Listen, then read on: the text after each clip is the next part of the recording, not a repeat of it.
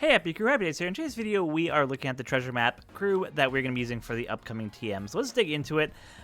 Pretty much every team, regardless of who you have, is probably going to be what you see here, except for the boss and the intrusion. So we'll talk about some alternatives there, but for at least for the first 4 battles, or 4 bosses, we're just going to kind of focus on, our teams and kind of won't really dig into it too much. The good news is a lot of the recommended characters for this batch or for this TM are units that we've got through free-to-play, whether it be Kuma through the PvP, whether it's the Straw Hat Pirates that you get, from the missions when we got like way back, or the Akainu that's there that we were able to super evolve not long ago. So let's take a look at the crews, show you what you're going to do. So we are facing all of Shank's crew, with Shanks being the boss of this TM. Of course, the S-Shark is the invasion unit. So let's take a look at Rockstar first. So for Rockstar, he doesn't really do too much. He is a int type, so you want to have add units that are psi. That way they have the type advantage there.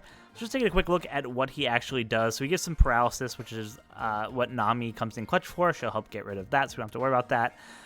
There's 5 turns of defense up, and then despair. So despair, pretty much you can get rid of 5 turns with just the normal tomes you have in your units there. So really you don't have to worry about 1 or 2 turns there. So in this case, I'm just throwing the Rayleigh unit on the Luffy, and he'll take care of that himself. You don't even need any of those other supports, just throw him on there. Zoro will help take care of the defense, so that's awesome. You love to see that.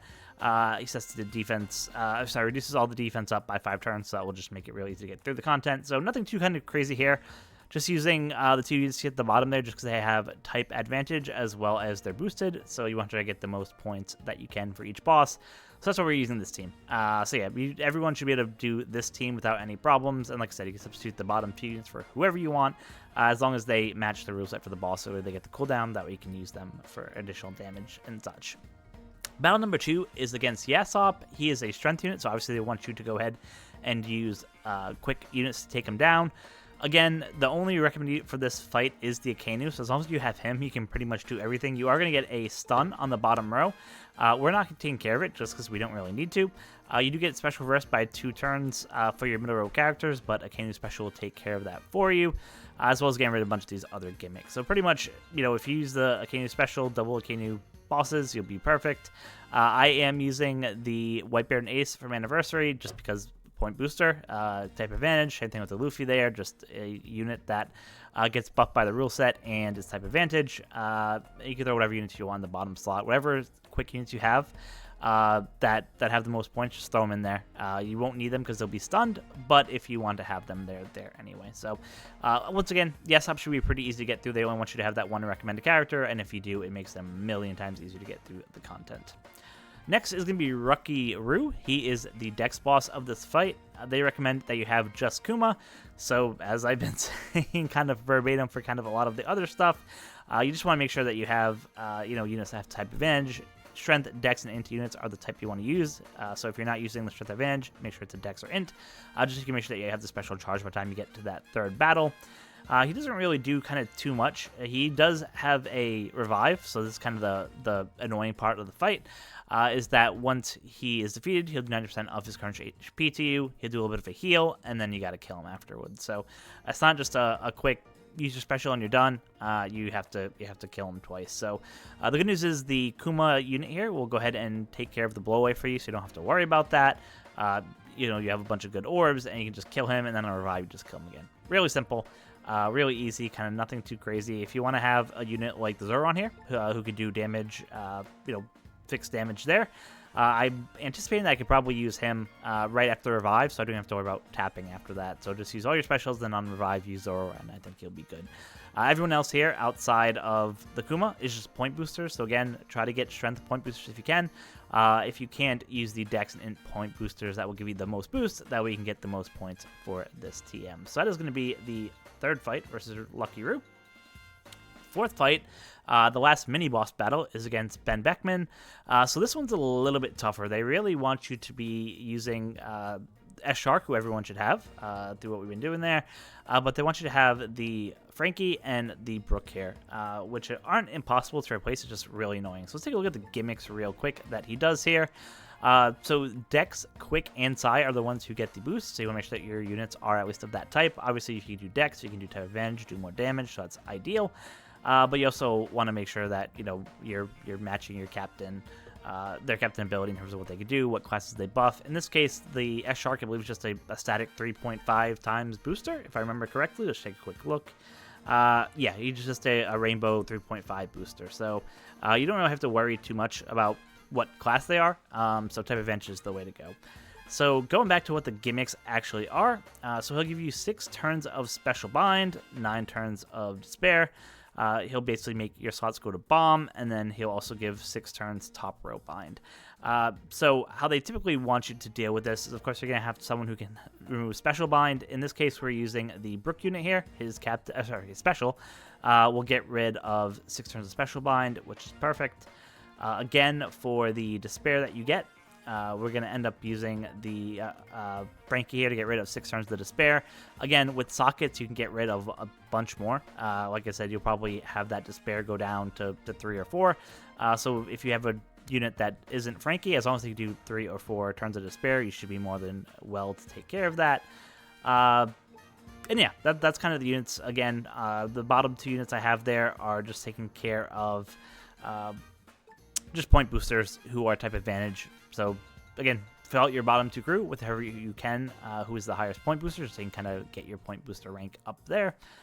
So let's get into the 2 hard fights. So as you probably saw in my videos, I did pull both Buggy and Mihawk, so I am using them.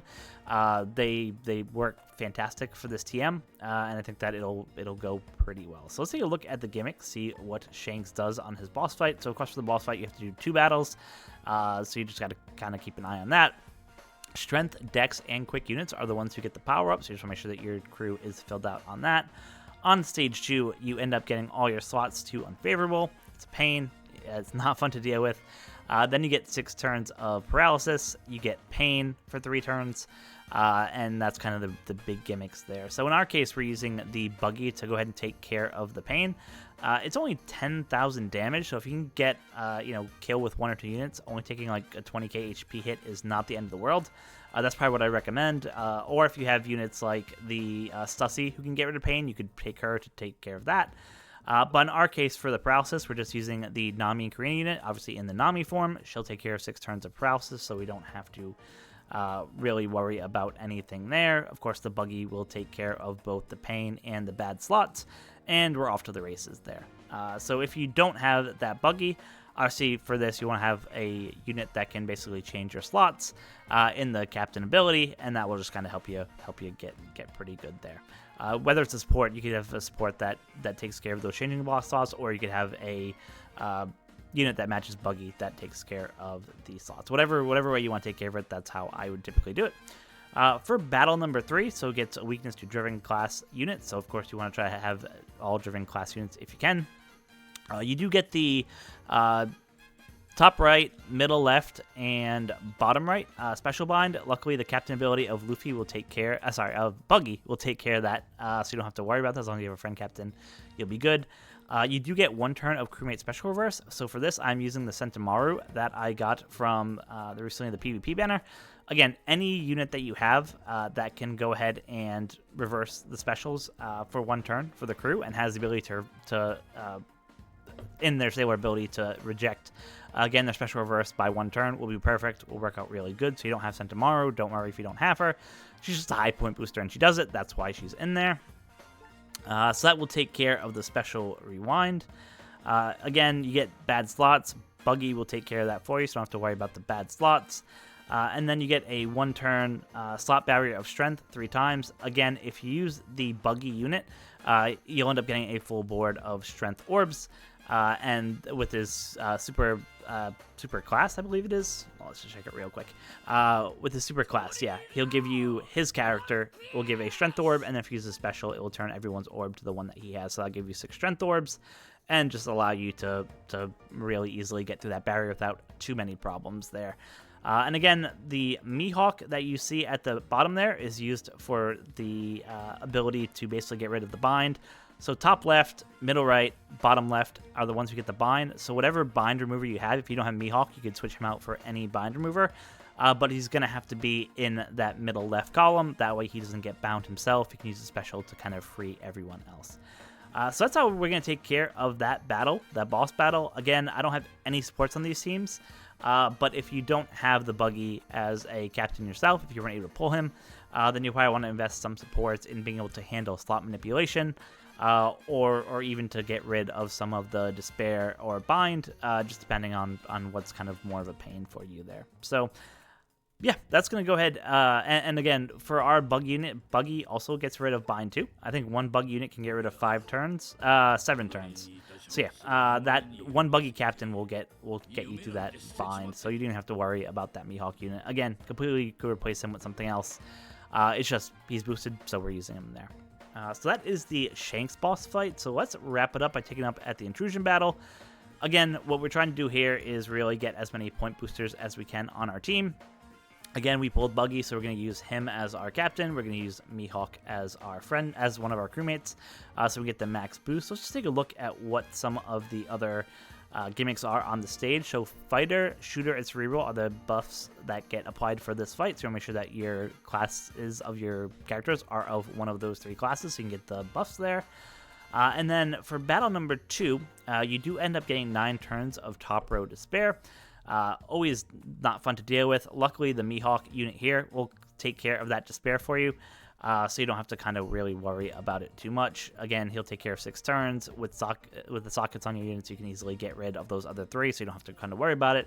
If you're using any other unit that gets rid of Despair, he can kind of slot into the Mihawk area. The only thing I would say here is that the reason that Mihawk is so good for this intrusion battle is because on the 3rd fight, there's a barrier where if your chain is less than 2.5, you get 99% attack down, which is pretty nasty. So he gives a 3-turn attack chain multiplier that's higher than that, which is what his value is. So if you are replacing this Mihawk on this team with another unit that removes Despair, make sure that you can slot a support somewhere in your crew that will give you at least that 2.5 chain on the final battle. Even if you have to do one of the support units that do like plus 0.7 or plus 0.8, just because you won't do any damage until you get 2.5, which is pretty far down the chain. So just make sure you have some support unit that can help get that chain multiplier if you're replacing the Mihawk that you see here with another Despair remover.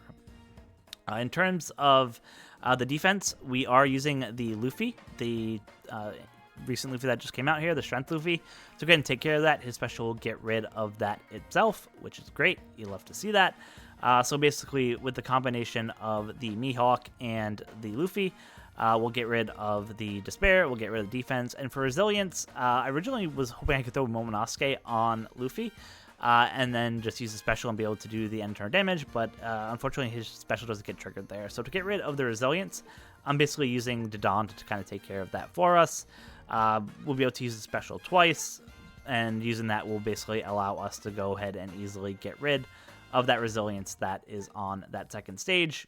Gets through it pretty quickly. So 3 specials, or 4 specials if we want to use one of our buggies, because we can, and we'll be off to the races there.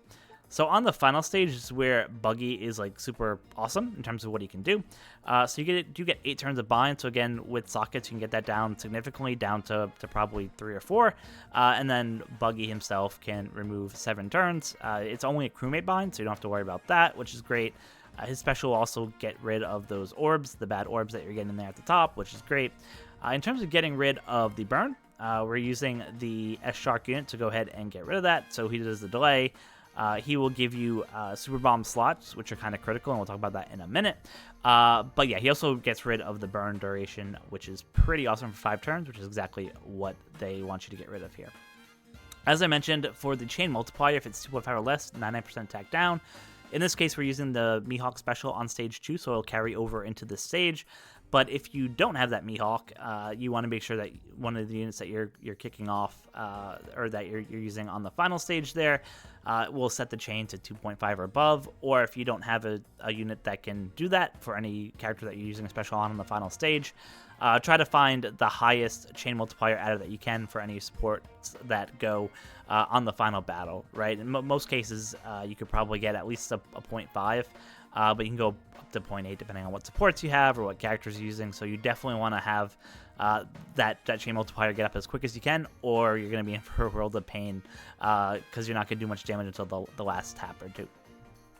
He does have a really annoying slot barrier on him, which is Super Bomb for 2 slots. So as we just mentioned, the S-Shock unit will turn the bottom 2 units slots to Super Bomb. So basically you have to kind of do the order here. So you want to make sure that you use the Buggy Special, Mihawk Special first, and then after that you can use the S-Shark Special, because at that point you'll have all Strength Orbs. Use the S-Shark Special, and then you'll be able to go ahead and get those 2 bomb slots for the bottom. Use that to break the barrier, and you'll be good. If you don't use that first, then when you use the special of the Buggy, you'll end up overwriting those bomb slots. And actually, I don't think his special overwrites the bomb slots, so maybe you don't even have to worry about that. I'm gonna just take a quick look. I think I remember that. Yeah, it only changes block and type slots. So actually, you don't have to worry about that. I thought that you'd have to worry about the special order, but actually, now I think about it, it won't matter because it won't change the Super Bomb slots anyway. So yeah, just go ahead and use the specials in any order. It actually doesn't matter, and you'll be good to go. You do want to use the actually no. I guess if you want to do more damage, because the Mihawk requires you to have 6 strength orbs there. So actually, yeah. So you can have. Actually, you did that in the previous stage. Yeah, ignore what I'm saying. I'm just rambling now. Yeah, you'll already have used that in stage 2, so it won't matter. So order special does not matter for stage 3. You could use the S-Hawk special, the Buggy special, and you'll be off to the races there. So as I mentioned, that's kind of the strategy that we're using for the intrusion fight. As I mentioned, if you are replacing Mihawk, you just need someone who can get rid of Despair and also help with a chain multiplier somewhere else. If you're getting rid of the Luffy here, you basically just need someone who can get rid of the defense, whether it's someone who can remove the shield completely, whether it's someone who sets defense 0 for 1 turn. There's a couple different ways that you can get rid of that defense on the second stage there. And of course, if you don't have the Dodon unit here, as long as you have a unit that can get rid of the resilience, you should be good to go there. I believe the Nami and Karina can get rid of the resilience. Let me just check real quick.